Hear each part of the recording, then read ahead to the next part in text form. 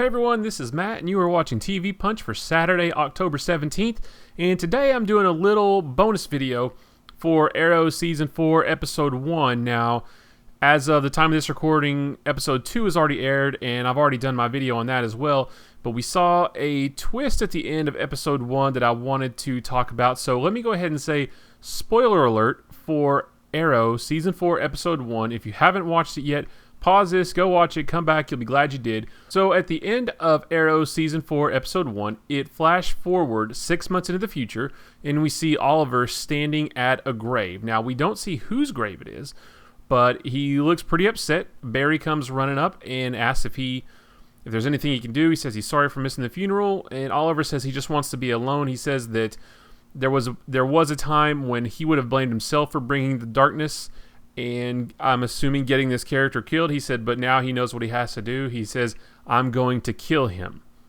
So, we don't know who it is he's going to kill, and we don't know who it is that's in the grave. So we have to assume that it's somebody close to him. So I've made a list of every member of Team Arrow and reasons for and against why it might be them in the grave. Now, this is all speculation at this point because the writers have even said they don't know who's in the grave yet. So we can speculate all we want. Nobody at this point, nobody's going to be right because there is no right answer yet. The writers are kind of leaving that in there as a placeholder for things to come. Once they figure out what they want to do, they have this event that they can then insert their story into.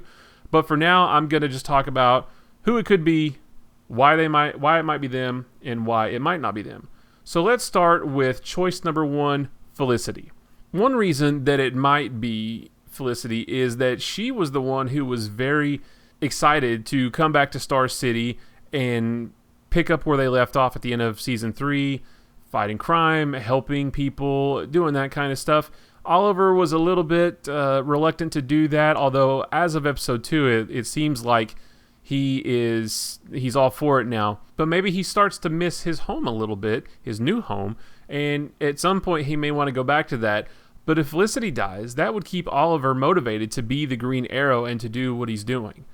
Also, if this show is staying true to the comics, and we've already seen that they've taken several liberties with the story, but if they do try to stay true to the comics at least a little, then we all know that Oliver and Laurel wind up together. Green Arrow and Black Canary, they have this great romance in the comics, or at least they used to before the New 52, and they get married, and there's just they have this really, really timeless relationship. So if they're going to go with that, Oliver does need to wind up with Laurel at some point, and in order to do that, Felicity needs to be out of the picture, whether she gets killed off or whether Oliver just breaks up with her.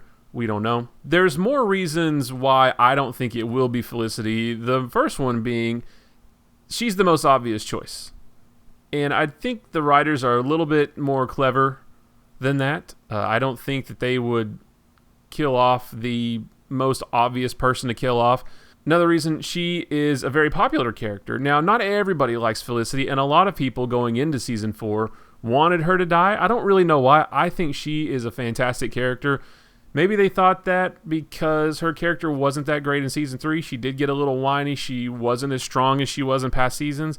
But as we've seen in these first 2 episodes, it looks like she's getting back to form. I think if they did kill off a character as popular as her, there would be riots in the streets.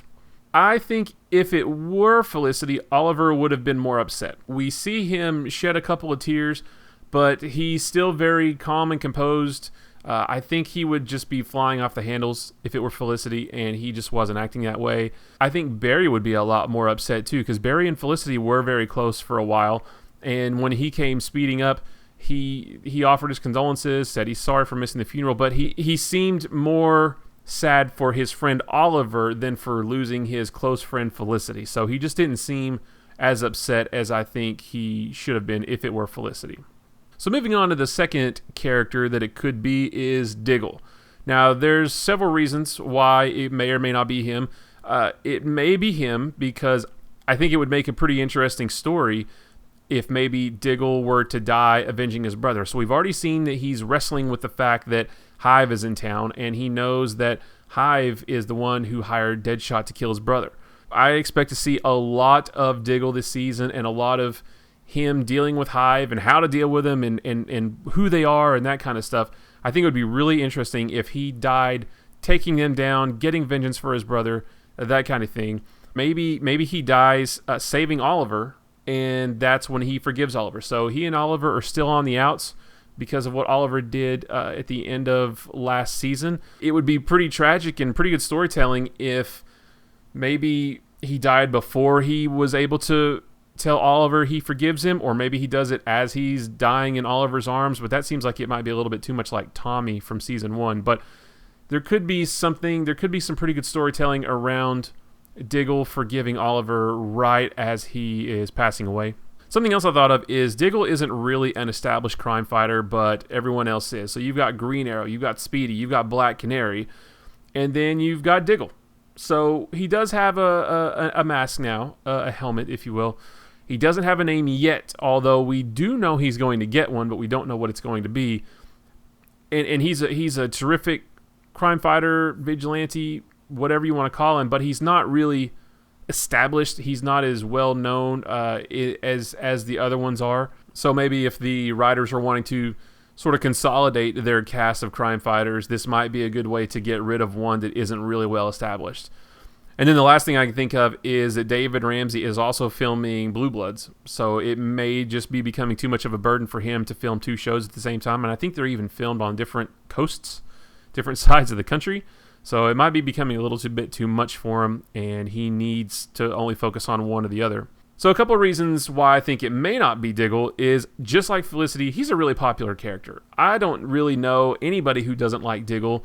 I've not read anything against Diggle. I think he's a fantastic character, and everybody else thinks that.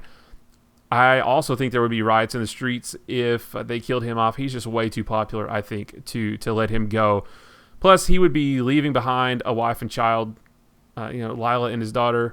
I think that would maybe be a little bit too tragic for the tone that they're trying to establish with this season. They're going for a little bit lighter tone and atmosphere, and so far we've gotten that. And just having that happen with a wife and a child, I think that might be a little bit too much. Next up, we've got Thea, who became Speedy at the end of last season, and we can see that she's starting to really come into her own in these first couple episodes of this season. It could be Thea because Thea doesn't really exist in the comics. And again, if they're wanting to stick to the comics, then they might need to get rid of some characters that don't exist there. Now, Thea is basically this universe's version of the Mia Dearden Speedy that existed pre-New 52. I haven't seen her in post-New 52, but I may have just missed her. But the character Thea, Oliver's sister, does not exist in the books, and if they want to try to sort of bring that all together, they might need to get rid of her. Something else I thought of is it may make an interesting story to sort of show the negative effects of the Lazarus Pit. So we've seen her go a little bit off the rails once or twice already this season. We can see that she definitely did not come out of the Lazarus Pit the same way she went in. And I kind of think it would be interesting if we saw her maybe get a little bit careless because she got a little bit crazy. She got careless. Maybe she goes a little bit insane. And that carelessness and lack of minding her surroundings leads to her death. I mean, that could happen, right? But that kind of leads me into the reasons that I have that it may not be her, is that she's already died once or come very, very close to it last season. That's why they had to take her to the Lazarus Pit in the first place. And for her to die again, it seems like that would just be rehashing the same story. And it also seems like the characters would just think, well, let's just throw her in the Lazarus Pit again. It worked once. Let's try it out a second time. It just seems too repetitive. I think, again, the writers are smarter than that.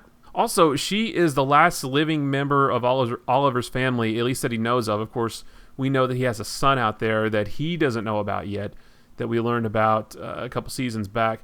But he's already lost his dad. He's lost his mom. And for him to lose his sister, I just think that would be a little bit too much loss for him. And I don't think that's what the show is really going for. Moving on, we've got Laurel, who near the end of last season became Black Canary, and we see her just like Thea. We've seen Laurel come into her own this season as well. She's still not the best fighter in the world, but she's definitely getting a lot better. There's only one reason I could think that it would be her in the grave, and that is that it would be very shocking and unexpected, at least for me. Black Canary, Dinah Laurel Lance in the comics is a big, big deal and a big, important character to the DC universe and to the Green Arrow universe. I cannot imagine that they would kill off a character that important to the book. I don't think it would make sense for this show. Which kind of leads me into reasons I think it wouldn't be her, is, again, if the show follows the comics at all, we know that Oliver and Laurel will wind up together. Green Arrow and Black Canary will get married or engaged or at least have a really strong relationship at some point. If the show lasts that long, and if it sticks to the books at all, we're going to see that at some point. Also, Sarah died and came back at the very beginning, or Sarah died at the very beginning of last season, and we know she's going to come back this season. So having Laurel then die would kind of seem like they're rehashing the same story again. To have one Black Canary die, and then to have another Black Canary die, or to have one Lance sister die, and then to have the other Lance sister die, it just seems too similar. I just can't imagine that. I can't imagine that it would be Laurel. She's too integral to the entire mythos. So the last major character that I'll touch on, and he's not really a part of Team Arrow, but he's still a very major character in the show, is Captain Lance. So there's several reasons why I think it might be him. One being he also doesn't exist in the comics at all. Again, not that they're sticking 100% to the comics, but if they do want to sort of go in that direction, he's not in the comics at all. At least Felicity and Diggle have been introduced in the last few months. They're still not very prominent, but they are there. Captain Lance is nowhere to be found in the books. So if they want to go in that direction, they need to get rid of him. The biggest reason I can think of is his character development has been a roller coaster. He's been against Team Arrow in Season 1. He was with Team Arrow in Season 2. Then he was against them again in Season 3. And now he's very, very uneasy with them in Season 4. He's on real shaky ground. He's not going after them, but he doesn't really trust them.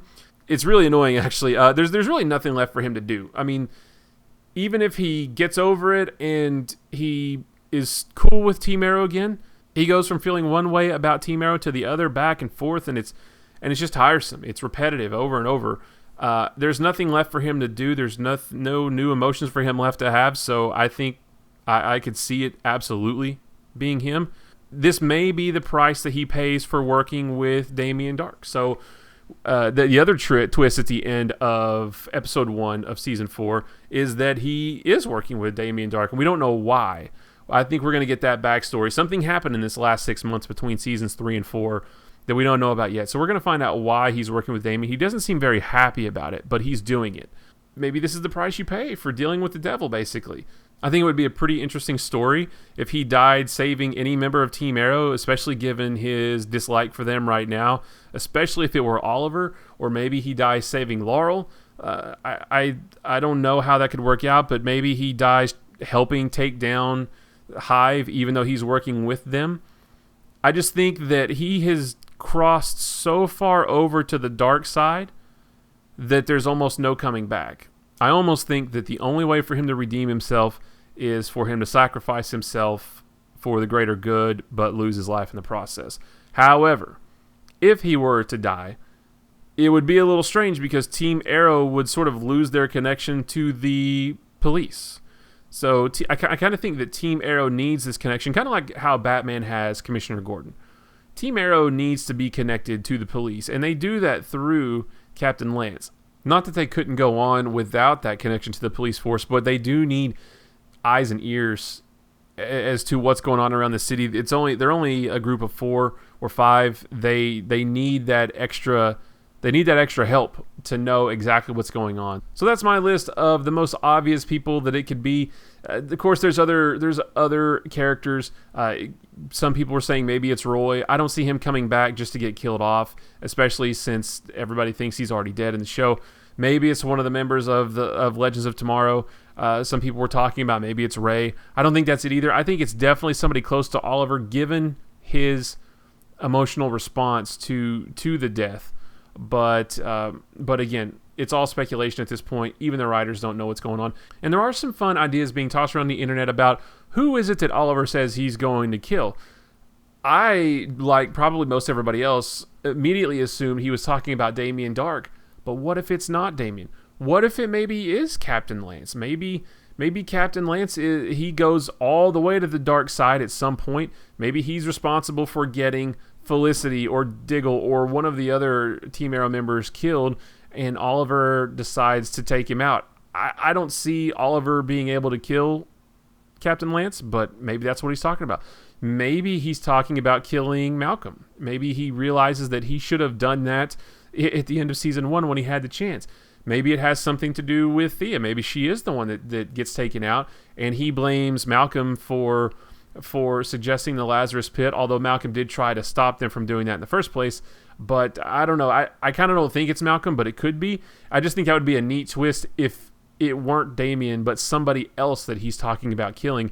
And if it is, that'll be a really cool story to see, is how do we get there? I mean, we've got a long way to go between now and the 6 months from now in which this all takes place. So that's going to be exciting to see. I'm going to do videos on every episode of Arrow that comes out. I'll do some more of these bonus videos as we get more clues and as to what's going to happen and things like that. But if you want to check all of those out, be sure to subscribe by clicking the button below, or you can visit us at youtube.com/nerdpunch. You can also follow us on Twitter and Facebook, both of those at nerdpunch as well. And you can check us out on nerdpunch.com, where we are posting other cool stuff that we see online. You can also check our schedule of upcoming videos. But until next time, thanks for watching, guys. We'll talk to you later. See ya.